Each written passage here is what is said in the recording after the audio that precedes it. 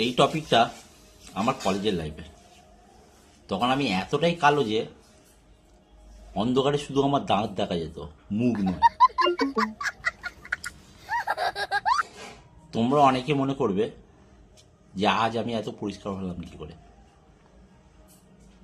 বলছি কি করে পরিষ্কার হলাম।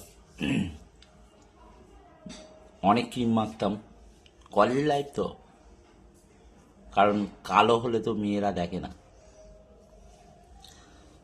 মাখতাম, অনেক ক্রিম মাখতাম, কি না মাখিনি। টিউশনে পড়িয়ে যা পয়সা ইনকাম করতাম সব ক্রিমের পিছনে শেষ করে দিতাম, পরিষ্কার হব নাহলে মেয়েরা দেখবে না।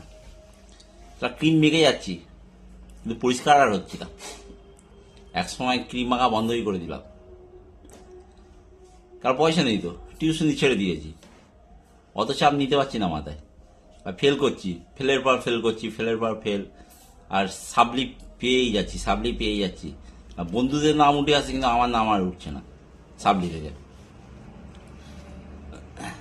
তাও খুব কষ্ট হচ্ছে।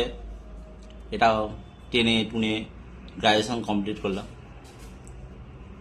কলেজে কিন্তু প্রেম করতে পারিনি, কারণ কালো তো, কালো আমি ছেলেদের দিয়ে কেউ দেখে না।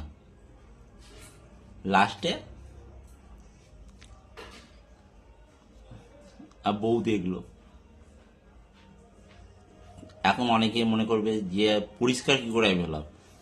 পরিষ্কার নয়, আমি কালোই আছি, শুধু ফিল্টারটা চেঞ্জ হয়েছে বলে পরিষ্কার লাগছে।